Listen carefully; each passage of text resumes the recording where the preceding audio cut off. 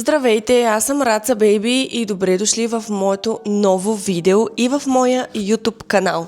Днес ще правя Vision Board, а вие ще ме гледате.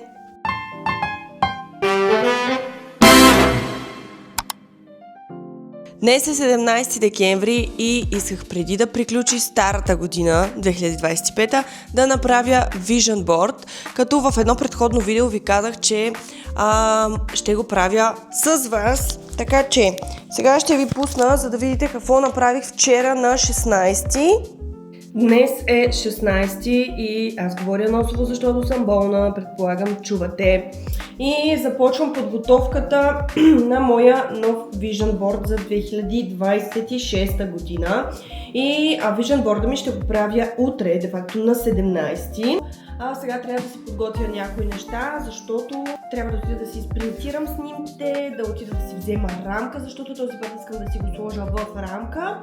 Нещо, което ще направя ще опиша всички неща, които смятам да ми се случат. Между другото, това го видях от Моника Димитрова, мисля, че има YouTube канал и снима за TikTok.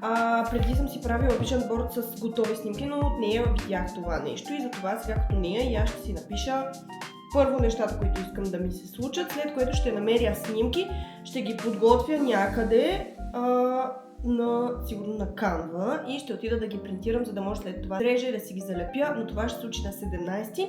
Ако искате да си правим Vision Board заедно, може да направите това, което аз съм направила вчера и аз ви чакам тук на моя диван. Всички останали, които искат просто да гледат, продължавам, като аз вчера от Jumbo си закупих една рамка, която не е А4, по-голяма е, защото този път искам да си сложа в рамка.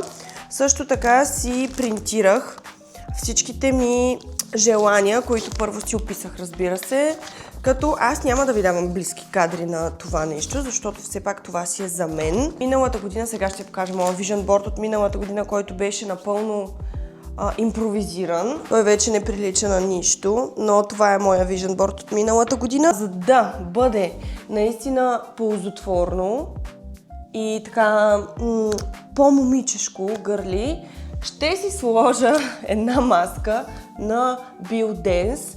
Така ще ме гледате през целия клип. Може би ще е много странно, ама какво ви пука? Важно е какво говоря. Так, сега, първо да ви разкажа защо реших на 17 да направя това видео и то по-скоро не да направя това видео, а да си направя Vision Board и покрай Vision Board да снимам и видеото. На 17 реших да го направя, тъй като 17 е моето число на живота. Аз супер много време смятах, че моето число на живота е 8, тъй като грешно съм разбрала или грешно ми е показано как се смята числото на живота, но сега ще ви покажа ето тук как се смята. Първо си пишете датата на раждане, месеца и годината, след което смятате първо датата на раждане, след което получавате число, след което смятате месеца, получавате число, след което годината. При мен е 17 и това е 17-ти аркан. Вече когато се събере 1 и 7 също става 8, но по-скоро аз разглеждам 17-ти аркан и моето число е 17. И това аз между другото бях в шок като го разбрах, защото конкретно това число ме напътстваше последната година, 2025, и аз постоянно го срещах и не знаех защо го срещам, защото аз смятам, че моето число е 7, то не е 7, разбира се, но това всеки смята, че числото му е 7, не знайно защо, може би седмицата по принцип има много хубава вибрация, така че най-вероятно от там почна да правя каквото трябва. Като за начало първо ще си изрежа всички снимки, които са тук. Между другото, докато режа, изрязвам тези картинки, мога да ви разкажа малко за мен, тъй като всъщност знаете ли какво осъзнах, че аз като качвам видеа в YouTube, не само хора, които ме следват в Instagram, може да ги гледат, а и други хора, които просто от YouTube попадат на мое видео. И аз не се представям, тези хора не знаят аз коя съм, какво правя. Маската ми! Като за начало ще започна от там, че се казвам Радослава и името Раца Бейби идва от учителя ми по актьорско майсторство, или поне аз така си го спомням. Учителя ми по актьорско майсторство, тъй като съм завършила български народни танци, беше Никола Колев, който аз обожавам. Това е един страхотен човек преди всичко, след това и учител. И когато имах часове при него, той доста често ме наричаше Раче, тъй като си казвам, нали, Радослава. Той си ми съкръщаваше така Раче. И смятах исках между другото да си сменя името в Инстаграм. Това съм била 11 клас тогава. И как да се пише и си измислих Раца Бейби.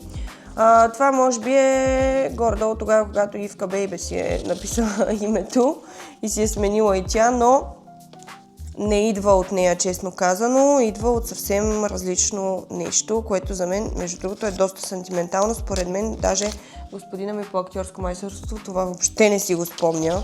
Аз съм от едно село, което е близо до Разлог и Банско.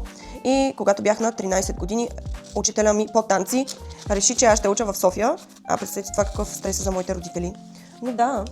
И тъй като аз съм прекалено вироглава и на мен никой не може нищо да ми каже, дори да съм на 14 години или на 13, все тая. Аз съм Зодия Лъв и аз реших, че той е прав и това нещо трябва да стане. След което се тръшках на нашите и те се съгласиха и мама ме изпрати на 13 години в София. Направо не завиждам на жената. Но да, отидох в София, изпратиха ме в София и започнах да уча български народни танци в град София. И така, 2018 година завърших и отидох да уча в Пловдив отново български народни танци. След което учих една година, завърших с 6, но, както споменах, аз съм твърдоглава. Твърдоглавата ми глава беше много разочарована от държавен ансамбъл Филип Кутев. Тя все още е разочарована, той ансамбъл не е просъществувал след моето напускане, така или иначе, че за да си сменя мнението. Но те го знаят хората там, няма проблем. Реших, че ще напусна ансамбъла и че ще напусна университет. Супер. След което, тъй като аз живеех в София, но учих в Пловдив задочно, реших, че ще се прибера в къщи там на село и ще си отворя салон за красота. Защото аз съм си кифла и обичам да се глеза и да правя някакви неща за себе си. И изкарах един курс за козметика, за кола маска, за такъв тип неща. И си отворих салон, съвсем стандартно, отворих си салон, започнах да правя процедури от сорта на почистване на вежди, кола маска, грим, масажи, между другото правих на лице, които бяха много хубави, клиентите много ги харесваха. И всъщност курс в началото имах само за кола маската. И този курс беше от една моя приятелка, тя просто ми показа как се случват нещата. И общо взето нищо не съм учила като специалист, но знаех наистина много неща. И така имах салон 3 години, след което реших, че вече няма какво да правя толкова в този салон. Вече съм се доказала, всичко съм научила каквото има да уча. И какво ще правя? Ще се върна в София. Няма как да съм вече там на село. Мен не ми беше интересно. Аз нямах с кого да си комуникирам на някакви по такива теми, тъй като не знам, който е от село знае или който е от малък град знае, че единствената тема на разговор на повечето хора е това кой какво е направил. И то не е какво ти си направил, а какво някой друг е направил, и темите винаги се водят около трети човек, което на мен не ми е интересно и по никакъв начин не може да ми задържи вниманието. И не се преместих точно в София, тъй като тогава имах приятел, който живееше близо до София и уж щях да живея в тях. Но почти не съм живяла в тях, тъй като сестра ми беше на общежитие в София и аз си оставах при нея, колкото и на нея да не й харесваше това. Намерих си работа, тя беше съвсем случайно тази работа, но при мен нещата, които са случайни, те не са въобще случайни, те са си точни. Просто за мен е такова, нали, неочаквано по-скоро. Не е случайно, по-скоро неочаквано. Така. Влезнах в JobsBG, намерих си работа, като кандидатствах на 2 места и едното беше в един известен бутик в София, който има няколко обекта в моловете, но той е за парфюми и за козметика. И там се запознах с моята Хриси, която Хриси после ще ви спомена защо казвам моята Хриси. И започнах работа, като аз бях на колко? На 23, мисля. Да, на 23 някъде. И започнах работа там в магазина. Като в началото смятах, че аз няма как да се справя, тъй като аз разбирам от козметика, но не чак толкова подробно, особено пък от парфюми. Тогава аз се пръсках само с един единствен парфюм, което за мен си беше достатъчно. За какво ще се пръскам с толкова различни парфюми, как така ще си ги определям, да, и смятах, че аз няма да се справя, но честно казано не можах да повярвам колко много тази материя ми хареса и аз направо бях влюбена в това, което правя, хора. Наистина, аз обожавам да работя с клиенти, Много ми харесва обслужването на клиенти. Генерално цялото това нещо наистина много ми харесва. И аз преоткрих себе си в тази насока и бях наистина супер щастлива. Срещнах се с много яки момичета, като до ден днешен аз не поддържам връзка с всички от тях, само с някои. Но искам да ви кажа, че това беше един много добър момент за мен, за да разбера някои неща, да се откъсна, да науча. И така се запознах с Христина, която беше наш менеджер. И тя най-уникалният човек, който аз познавам, като тя се занимава и е завършила, и е учила, и се занимава, и преподава и с астрология. Като аз още от много малка имах интерес към окултните науки и към невидимия свят, честно казано. И така, благодарение на нея, аз се срещнах по-подробно с него и започнах да се интересувам доста от астрология. Не да я уча, просто ми беше много интересно. До ден днешен продължава да ми е интересно, разбира се. И така си поработих в този бутик доста време. Обаче дойде един момент, в който ме преместиха в нов обект. Станах супервайзър там. Отговарях за екип, който там екипа не смятам, че се държеше много добре.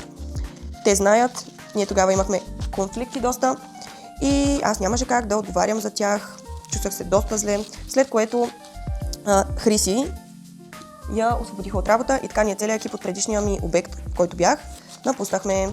И така се отзвах на нова работа, като Key Account Manager, което е... Аз съм артист, аз съм танцор. Малко е несъвместимо аз да съм Key Account Manager по принцип. И това беше много странно, но да, реших, че защо пък не, аз да не съм някаква глупава, че не мога да се справя. Ако пък толкова много не мога да се справя, нали, те ще ме уволнят, те няма да ме оставят аз да работя.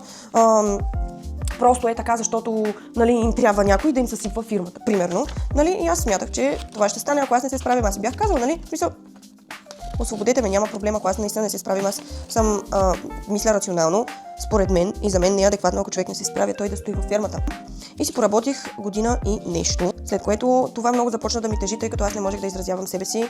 Аз не мога да работя от 9 до 5. Това не е моето нещо. Аз в принцип съм доста продуктивна вечер, след 6 часа. Доста често съм ставала просто така да скачам на въже в 11 часа. Просто при мен не работят така нещата. И реших, че ще напусна, което беше малко шоково за моята шефка, за което нали, аз и тогава и се извиних, но просто вече аз не издържах вече и не знаех какво да направя и просто това беше първото нещо, дори не знаех с какво ще се занимавам тогава. 100% много хора са изпадали в такова състояние, да не знаят къде се намират, да нямат път, да се чудят, ама сега какво. И то ти си такъв, нали, особено аз, както съм с луна в Козирог, обичам всичко да ми е доста структурирано и плановано и понякога в същото време съм и доста спонтанна, но тази спонтанност понякога ми носи доста, как да кажа, те не са негативи, но доста дискомфорт, в който аз сама умишлено искам да се вкарам. И така се случиха нещата, че навсякъде виждах 17-17. То тук идва точно това число 17-17, защото аз не знаех защо го виждам. Не знаех, въобще просто знаех, че го виждам. И друго до там. Направи ми впечатление, защото аз наистина постоянно всеки ден, като си тръгвах от работа, виждах 17 часа и 17 минути. В фитнеса виждах 17 часа, 17-то шкафче. Буквално постоянно 17-17, честно казано, това е. Имам на фирмата и на моето лого. То е раца, обаче има един знак отпред, който е 17, но то не се хваща толкова, че е 17, защото седмицата е обърната наобратно, изглежда като Л. Преди да напусна работа, започнах да ходя януари месец на семинари, свързани с астрологията. И това да обучаваме себе си със своите карти, нали, не на чужди карти. След което напуснах работа, започнах да работя това нещо и аз силно вярвах, че ще се случат нещата. То по принцип на мен и Хриси ми беше казала, че аз трябва да се занимавам с нещо такова и че аз имам път такъв. Просто аз трябва да направя крачката и да тръгна по този път. Иначе аз мога да се справя. И то, честно казвам, така се случи. Аз си казах, че няма да си търся клиенти. Просто ще напусна. Бях помолила нашите да ми помогнат, докато започна да работя нещо. Много се притеснявах наистина точно от това, че аз не знаех как ще се справим, защото нали, аз съм с ясната представа, че няма да си търся клиенти. И това е. Смисъл няма. Аз като съм казала, че няма да го направя, няма да го направя. И то така пък се случи, че не ми се е налагало да си търся клиенти. Клиентите ме намериха.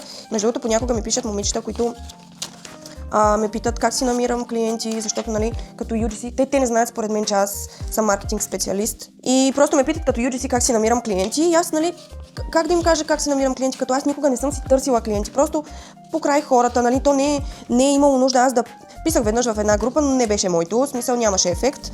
Даже бях написала, реших, че няма да използвам и ChatGPT, просто си го написах сама. Те започнаха словореда ми такъв. Еди какво си, защо съм го написала това така? Ма хора, вие не разбирате ли, че всеки човек е различен, всеки има право да се изразява по какъвто и да е начин. Вие дори не осъзнавате, че по-добре е човек да си го напише сам, отколкото да използва ChatGPT.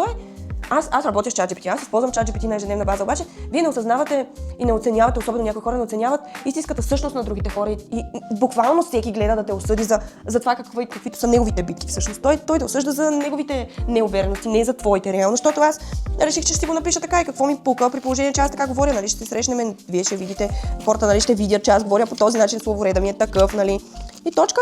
Между другото, да, аз нямам, тъй като, нали, споменах, че съм учила български народни танци и съм прекъснала, да, аз нямам никакво висше образование, което по никакъв начин до сега в моя живот не ме е изпълвало, тъй като аз не съм искала да ставам лекар. Така че да, общо взето, то аз ви разказах по-скоро повече за моята работа и по-скоро моя работен път, честно казано, но то аз за личния си живот, какво да ви кажа, аз вече ви казах. Ако ви имате някакви въпроси, аз, тъй като в Инстаграм не съм толкова активна, че там да пускам въпросник, ако ви имате някакви въпроси искате, мога да пусна, но по-скоро може да ми ги напишете тук, за да ви разкажа. Или в следващото видео да отговоря, ако някой все пак реши да напише нещо. Вече съм си нарязала всичко и ще си го лепя ще използвам между другото ето това, което е от самата рамка, просто ще го залепя ето тук на бялото и ще си го оставя тук, като ще си напиша само нещо, като отново манифестация на едно листче и ще си го оставя в самата рамка. Така, сега ще започна да си лепя някакви неща. Смятам, че идеята тук е да стане супер импровизирано и същевременно да е готино, защото изкуството е нещо, което понякога може да не се разбира, но важното е вие да го усещате.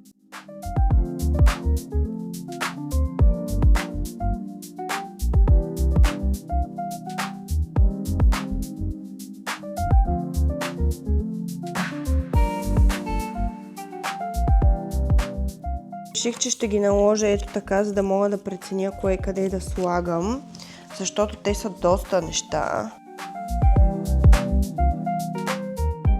Готови сме. Сега тук ще си сложа отзад някакви неща, които вчера си правих списъка.